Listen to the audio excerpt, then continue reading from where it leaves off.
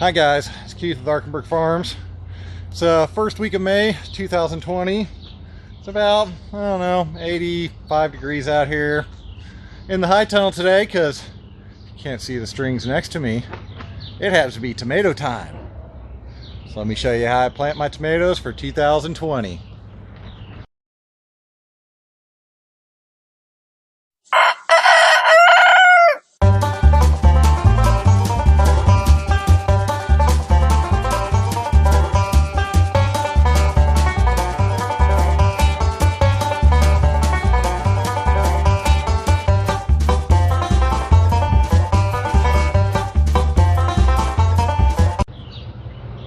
Now to start off, I ran my drip irrigation all the way down to the end, like I showed you in a video or two ago. Turned it on for a few minutes so I can see where the wet spots are. That'll give me a lot better indication where those slits are in the tape and help me plant out. Next, for my last row, I'm going to come over 3 foot from this row here over to my next row of tomatoes. I'm doing this because I want my tomatoes spaced a foot apart in the bed. So from this one here over to this one gives me 1 foot row spacing, and then 3 foot in between rows. I want the 3 foot in between rows because in between the rows I'm going to lay down my landscape fabric that has black on one side and white on the other. So to start off, drove a piece of rebar I can hook a line to and measure it off my outside wall. Now I'll go down to the end and do the same. Now, just going to take a measurement off my outside wall of the greenhouse. It was 10 foot, 2.5 where I want my stake. Put a mark, come back a foot, put another mark for the next row.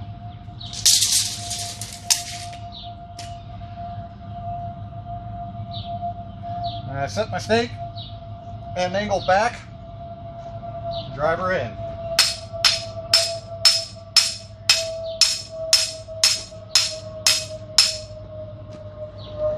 Now this driven in, I'll run a line from both ends. I'm actually going to use electric fence wire because that's just happens to be what I have laying around.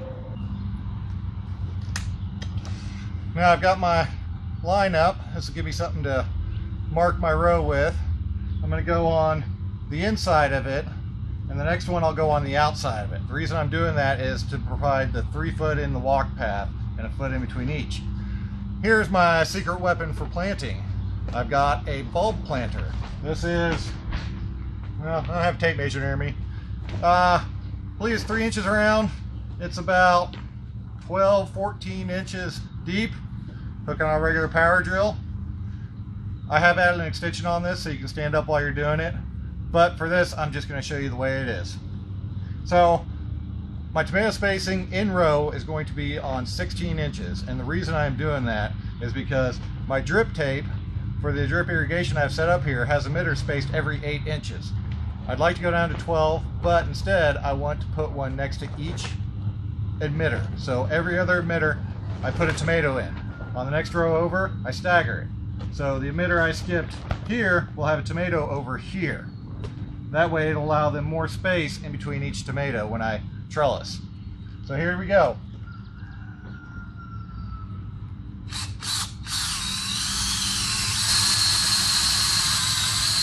Just take it all the way down. Try not to get sucked in. And I bring it back up slowly, moving the dirt. And I go back in one more time until it brings the dirt all the way up to the top. And with that dirt, I take and drop it in the pathway. I found that by dropping that little bit out, the dirt I have left is exactly enough to go back in the hole with the potted tomato starts I'm using. Now I'll continue down, and I do these in sets of 3. So I'll move down and do 2 more holes and then get back to the next step. Now that I have each of my holes bored out, pretty good size, pretty deep, I use my 855 fertilizer, about that much per hole. Just take a little pinch, toss it in the bottom of the hole. Next, use a bucket, add a little bit of water to each hole. Fill them up about halfway. You can fill them all the way up too, but the soil here is pretty moist right now, so I really don't have to worry about it.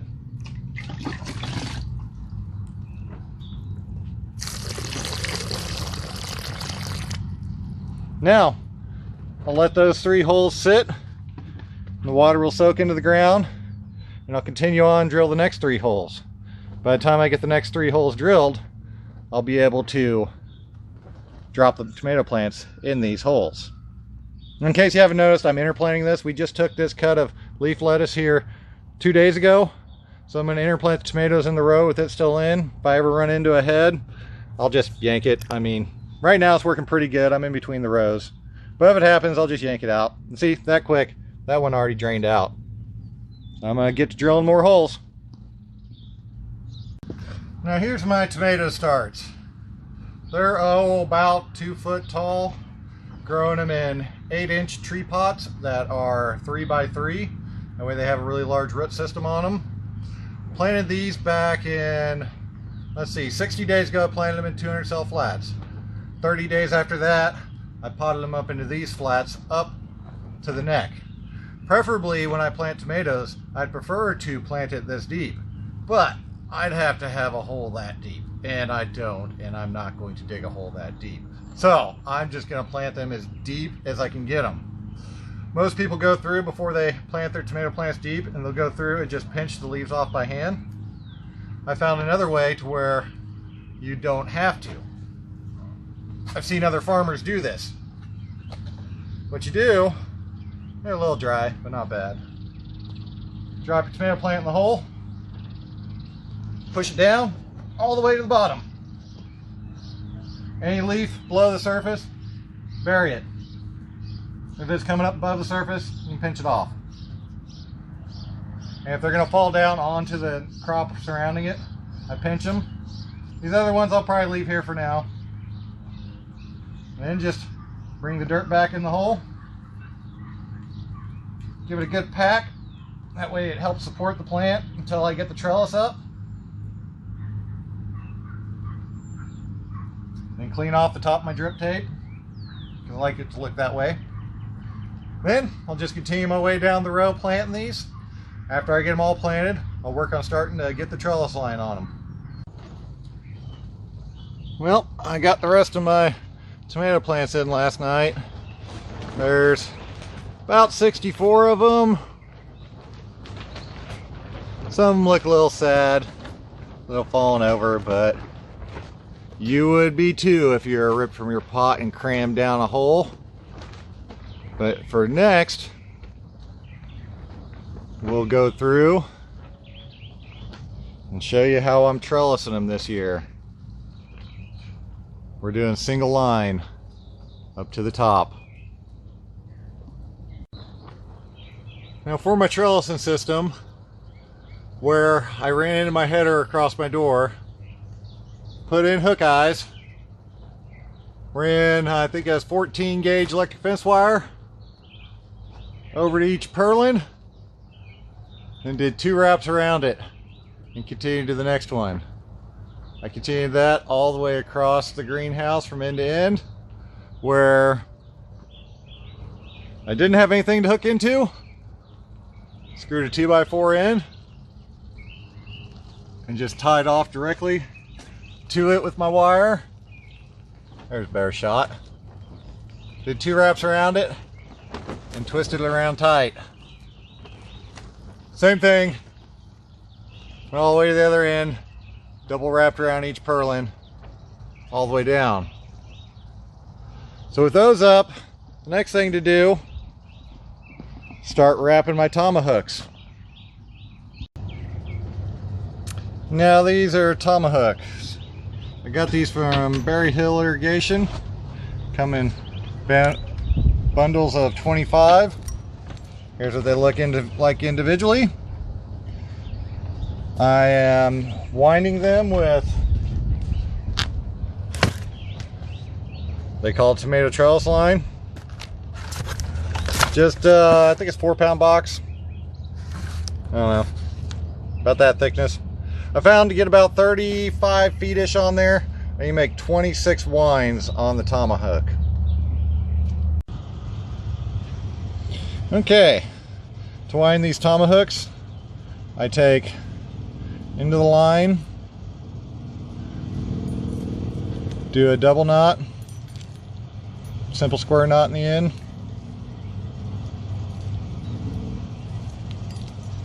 bring it down to where it needs to go, and then I found 26 full winds. So we go 1, 2, 3.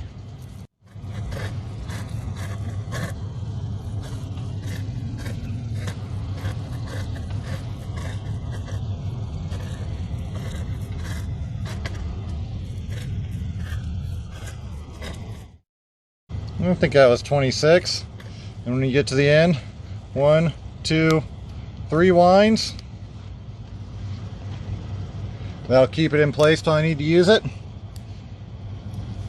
Cut it off. And there we have a wound tomahawk. Now I need to do about 175 of these. Now with my tomatoes in the ground, my tomahawk wound, found using a bucket's the best way to get up to my trellis line. Because I splurged for the higher end walls and side walls on this tunnel, I can't just reach up there and put those up there. Instead, step up, and then I'll wind off line till I get down to the ground. Yeah, pretty close, a little more. Once I get down to the ground, hang my hook, and then I'll bring it up and over that loop right there. Right there. There we go. So it looks like that, so it's hanging on the line. Bring it down to the ground. Just set you up down here.